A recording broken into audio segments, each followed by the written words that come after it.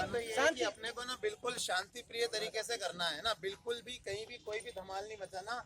अगर अपन ने इधर उधर कहीं भी कुछ किया, मेरे को ऐसा पता चला है कुछ लोग है ना ऊपर चढ़ गए, कुछ कारों पे चढ़ गए इधर उधर, ऐसा कुछ भी हुआ तो रैली अपन उसी वक्त रोक देंगे, मैं उसी वक्त रैली रोक दूंगा, ठीक है, और उसी वक्त मैं चला जाऊंगा, ठीक है। तो अगर आपको थोड़ी भी इज्जत प्यारी है ना, मेरी थोड़ा भी सम्मान आप करते हैं, तो अपन बिल्कुल शांति प्रिय तरीके से करेंगे। आप लोग स्लोगन कुछ भी लगाएं, सरकार की बुराई नहीं करनी अपने को बस अपनी मांगे वाला नहीं, अपन किसी पॉलिटिकल पार्टी से संबंधित नहीं है, क्लियर कट बात है ये। जिंदाबाद जिंदाबाद जिंदाबाद। स्लोगन क्या होगा? स्लोगन देखो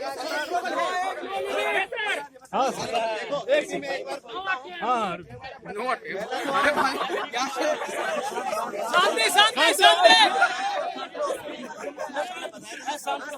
क्या सर बता दो फिर पहला तो ये है डिवाइड एंड रूल नहीं चलेगा। Yes sir. आपको पता है क्या हुआ है, ज्यादातर स्टूडेंट्स को तो अपने को हम जीत गए हैं लेकिन जीत अधूरी है ना, तो डिवाइड एंड रूल नहीं चलेगा। दूसरा है ना, यही है हमारी मांगे पूरी करो, ये तो है ना। Yes sir. और छात्र एकता जिंदाबाद। Yes sir. हाँ सर। इतना बड़ा स्लोगन नहीं बनता नहीं सर, ये अच्छा सुनिए एक बात यार, जीत अभी है रूल हमारी मांगे पूरी करो, छात्र एकता जिंदाबाद। ये चार तो हो गए है ना। हाँ एक और चार ही बहुत है। आप बोल सकते हैं क्योंकि आप लोग पूछ रहे हैं।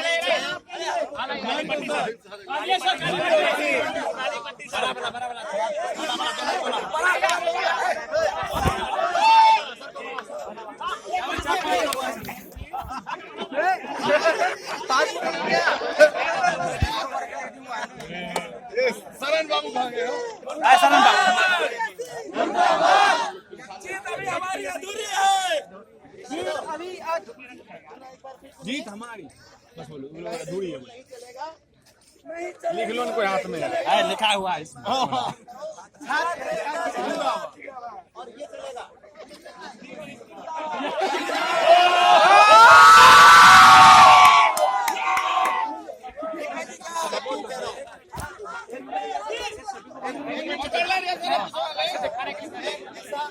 मैं ऐसा क्यों कह रहा हूँ, सीबीएसई को उंगली क्यों उठा रहा हूँ? यहाँ पे मेरे को कुछ लोग मीडिया वाले भी दिख रहे हैं, तो मैं आपको हकीकत बता दूं, ये जो बदमाशी है ये भारत सरकार की नहीं है, बिल्कुल नहीं है। ये बदमाशी एमसीआई की भी नहीं है, मैं क्लियर कर देता हूँ आपको। ये बदमाशी सीबीएसई की है।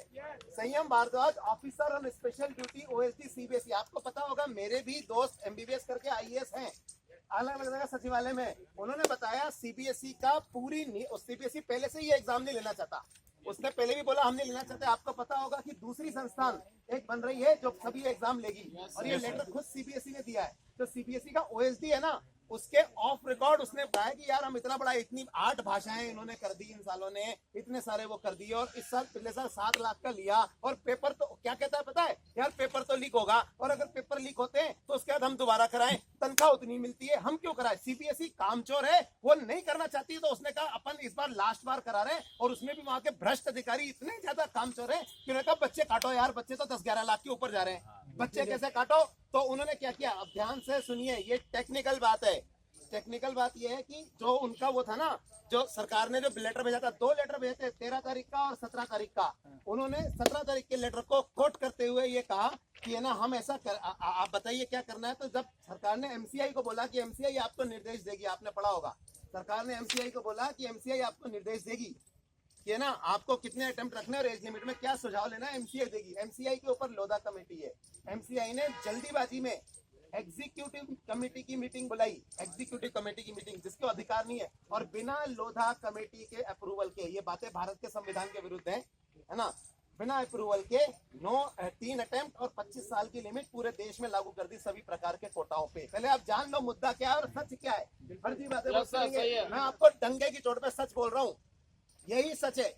तो इसकी वजह से इसकी वजह से फिर एमसीआई ने कहा यार हम लोग इतनी जल्दी पूरी मीटिंग नहीं बुला सकते, एग्जीक्यूटिव कमेटी की मीटिंग के हिसाब से जो फैसला आया है तो है ना आप इस पे कर लो। तो उन्होंने आनंद फानन में लीपापोती बहुत तरीके से बात को घुमाते हुए 13 तारीख का लेटर गोल करते हुए वो उनके रिकॉर्ड में हम आरटीआई से निकलवाएंगे। Yes sir.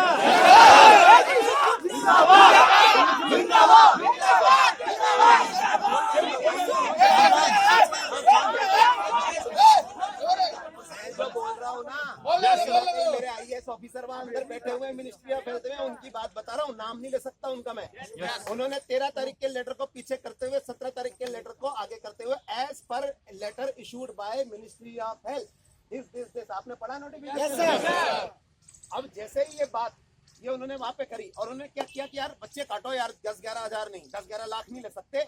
और हमने अभी एक और पीआईएल लगाई है, सेंटर भी बढ़ाए जाए। आपको बताओ उन्होंने क्या कि इतने सेंटर और ये एक पीआईएल और लगा दी इसने अमित गुप्ता ने, हमारे वकील अमित कुमार जी भी है उस केस में ना, वही है ना कि यार इतने सेंटर इतना बड़ा अपन कहाँ करते फिरेंगे। तो उन्होंने कहा बच्चे काटो, इस साल ये लिमिट कर दो। तो उन्होंने सिर्फ इसलिए इसको बच्चों को 5 लाख तक काटने के लिए उनका अटेम्प्ट ये था कि 5 लाख से ऊपर का एग्जाम नहीं लेना अपने पे, तो 8-9 हो रहे हैं है ना। तो उन्होंने ये अटेम्प्ट और ये रूल लागू किया। जब अपन ने पूरा किया, हमने मिनिस्ट्री ऑफ हेल्थ पे बॉस यहाँ बोलने वाले बहुत हैं, जब काम हो जाता है ना तो क्रेडिट लेने सब आ जाते हैं। आपको पता हो पहले भी जेपी नड्डा जी से मैं मिलके आया था, ठीक है, वहाँ पे सचिवालय में हमने कहा तुम्हारा भांडा फोड़ूंगा मैं। और ये बात भी सही है कि ठीक है एनडीटीवी थोड़ा सा अगेंस्ट है सरकार के चैनल, मैंने कहा मैं एक्सपोज करूंगा विसिल ब्लोअर की तरह और इसका हम पूरा खोलेंगे। पॉलिटिकल पार्टी से हमें मतलब नहीं है, लेकिन मैं जब ये बोला और ये तुम्हारी लापरवाही है, संयम भारद्वाज की लापरवाही है, तुम्हारे ओएसडी की और सीपीएसई की जानबूझ के काम चोरी है, तब उन्होंने कहा आप हमें 1 दिन का मौका दीजिए। और परसों शाम को मीटिंग हुई है, इमरजेंसी मीटिंग हेल्थ मिनिस्ट्री की, और उस मिनिस्ट्री के बाद शाम को, कल आपको याद होगा कि मैंने ना परसों शाम को एक मैसेज किया था कि 48 घंटे मेरे को हो गए, पानी पी रहा हूँ, खाना खाने का मौका नहीं मिला, सत्याग्रह कर नहीं रहा, हो गया है ना। उस वक्त वैसे ये खुशखबरी मुझे मिली कि है ना मीटिंग में उनकी फट के हाथ में आ गई है, सीधी बात डिसीजन गलत हो गया। तो मेरे को अंदर से रिजल्ट है कि आप यार है ना, एक तो पीआईएल मत करना, सरकार की फजीयत होगी, इलेक्शन अलग है ना। हमने वाराणसी में जो पीएमओ पे किया उसके सीधे पीएम मोदी साहब का जो सचिव उनका सीधा लेटर मिनिस्ट्री ऑफ हेल्थ में गया, वहां पे कॉल इसको मुद्दे को दबाओ। तो उन्होंने कहा यार सॉल्व करो। कैसे सॉल्व करें? 2 तरीके हैं। पहला तरीका ये तो देना पड़ेगा क्योंकि 10-10 महीने से बच्चे पढ़ रहे थे, लेकिन दूसरा तरीका जो हमारी राजनीतिक दल हमेशा करते हैं, डिवाइड एंड रूल। आरक्षण का लाभ कुछ को दे दो, कुछ को छोड़ दो, इस तरह की चीजें होती हैं, हर चीज में होती है। पूरा ये जो लाभ मिलना है, जो बच्चे जिनके अटेम्प्ट हुए हैं उनको 2 हिस्सों में बांट दो। पहला हिस्सा जिनके अटेम्प्ट की समस्या है, दूसरा जिनकी उम्र अभी अपन देख लो, अपन यहाँ पे इससे 10 गुना होते हैं, अभी होते कि नहीं होते हैं, लेकिन 10 गुना के अपन उसके 1 बड़े 10 भी है ना, तो मेरे को फर्क नहीं पड़ता, क्योंकि अगर मैं सच बोल रहा हूँ, डंके की चोट पे बोल रहा हूँ। सुनना, सेक्शन अभी है ना नीट रेगुलेशन का लेटर लिया था एमसीआई ने, लेटर नहीं है, आरटीआई से निकलवाना पड़ेगा, लेकिन मेरे पास है, पर मैं दे नहीं सकता उसको क्योंकि वो ऐसे ही है, बस वो किसी ने कॉन्फिडेंस पे बताया है ना। सेक्शन 33 के तहत जब गवर्नमेंट ने, ये ऑन रिकॉर्ड सेक्शन है, गवर्नमेंट ने बोला उनको जाके कि है ना आप बताओ क्या करना है, तो एमसीआई ने कहा हमने एग्जीक्यूटिव कमेटी का डिसीजन लिया है, pending to the authorization of general committee, general body meeting के बिना। अब आप कर लो, हम जनरल बॉडी मीटिंग के लिए हमें 8 दिन हो चाहिए। नोटिफिकेशन डिले होता गया। इस पूरी लीपापोती में 1 महीना वेस्ट हुआ है। ये बात है मैं अब बोल रहा हूँ, आपको याद है मैंने ट्विटर पे बोला था भांडा जीत के बाद फोड़ूंगा। तो जब ये हुआ उसके बाद जब उन्होंने बोला तो लेटर में ये लिखा हुआ है भैया, सेक्शन नीट रेगुलेशन तो ऑर्डिनेंस के बाद सेक्शन 33 के बाद खत्म हो गया है। तो मिनिस्ट्री ऑफ हेल्थ ने जवाब दिया और अभी सेक्शन 10D चल रहा है और इसके अनुसार आप बताइए एमसीआई, और लोधा कमेटी से अप्रूवल लिए बिना एमसीआई ने वहां बोल दिया और सीबीएसई ने तुरंत इसको है ना फर्जीवाड़ा करते हुए एक लेटर दबा के, एक लेटर को कोट करते हुए भारत सरकार के वहां पे ये घोषणा कर दी कि ये अटेम्प्ट लीड रहेगी। जब मैंने भांडा फोड़ने की बात करी, 48 घंटे का हमने उन्हें टाइम दिया। मिनिस्ट्री में हमने बोल दिया कि कल हम शाम को, आपको पता है प्राइम टाइम पे हमने किया था, 2 बच्चे भेजे, हमने कहा कल फिर करेंगे और रवीश कुमार तो तुम्हारा गला पकड़ लेगा यहाँ से और फिर तुम कर लेना इलेक्शन, तुम्हारी स्थिति हो। तो उन्होंने बोला हम इसको रिजॉल्व कर देंगे। और तभी मैंने कह दिया था आपको कि कोर्ट में जाने से पहले मैं आपको जीत दूंगा। बोला था नहीं बोला था? क्योंकि मुझे पता था कलम जीत गया, उसीलिए उस वक्त मेरे 48 घंटे हो गए थे, है ना। और मैं कहा अरे यार चलो अपना सत्याग्रह भी हो गया और अपना काम भी हो गया, है ना। तो मैंने कहा कल शाम तक, और उसके बाद में लगातार मेरे सारे व्हाट्सएप पे क्या बोल रहा हूँ, सारे फेसबुक पे बस जीत आने वाली है, आने वाली है, आने वाली है, आने वाली है, आने वाली है, क्योंकि शाम तक उन्होंने कर भी दिया डिक्लेयर।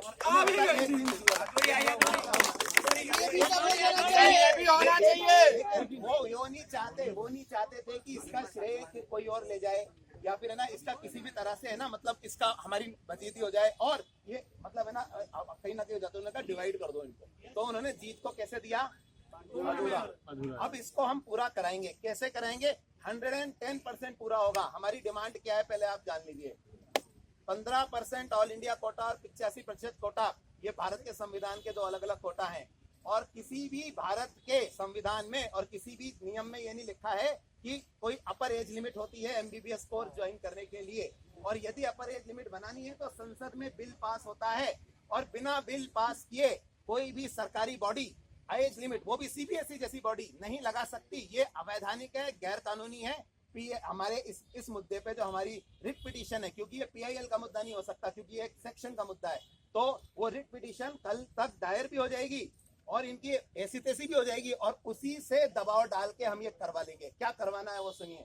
करवाना ये है कि हमको हेल्थ मिनिस्ट्री से ये एनओसी इशू करवाना है कि जो राज्य सरकारें हैं उनके 85% कोटा पे हम के नियम वे स्वयं बनाएंगी और वो नियम अपने स्वयं बनाएंगी और उनमें वो सबको अधिकार दे सकती हैं। हमें इस पे कोई ऑब्जेक्शन नहीं है। फिर हमें क्या करवाना है? जैसे मान लीजिए बिहार है ना, तो हमें वहां पे जो स्वास्थ्य मंत्री हैं उनको ये कहना है कि आप एक लेटर लिखिए गवर्नमेंट ऑफ इंडिया को कि हमने ये डिसाइड किया है कि हमारे बिहार में, एग्जांपल ले रहा हूँ, इसी हमारे राजस्थान में वसुंधरा जी के लिए है ना, वसुंधरा जी ये लेटर लिखेंगी प्रधानमंत्री को या हेल्थ मिनिस्ट्री को कि हमने ये डिसाइड किया है कि हमारे 85% कोटा में हम आयु सीमा, क्योंकि ऐसा कोई संवैधानिक रूल नहीं है और उसके लिए भारत सरकार ने कोई ऑर्डिनेंस मतलब कोई ऑर्डिनेंस लाया है, ना ही कोई इसको बिल पास कराया गया है संसद में, तो क्योंकि ये गैर कानूनी असंवैधानिक है तो हम राज्य सरकार ये डिसाइड करते हैं कि हम तो जो चला आ रहा था जब तक नया नियम नहीं बनता है वही चलेगा और 85% कोटा में एज लिमिट नहीं रहेगी, है ना। और ये लेटर जैसे ही वहां गया वैसे ही सीबीएसई की साइट पे ये ऑप्शन आ जाएगा ओपन कि अब आप लोग जिनकी आयु सीमा 25 के बाहर है वो भी एग्जाम दे सकते हैं। फिर अपन फॉर्म भर देंगे। हमारी ऑल इंडिया रैंक नहीं आएगी लेकिन स्टेट रैंक आएगी। अमित गुप्ता स्टेट रैंक से हम अपनी स्टेट की काउंसलिंग अटेंड करेंगे। तो हमारे पास दो विकल्प अभी भी हैं। एम्स तो हम दे ही रहे हैं और साथ में हम स्टेट जो स्टेट का है, जैसे आप राजस्थान के हैं तो कम से कम राजस्थान के सारे कॉलेजेस में यदि आपके नंबर अच्छे हैं नीट में तो आप जिस भी कैटेगरी को बिलोंग करते हैं उसकी मेरिट के हिसाब से आपका नाम उस मेरिट लिस्ट में आएगा। वहाँ पे कुछ नहीं हो। यही डिमांड है। क्लियर है? बहुत छोटी सी गैदरिंग है।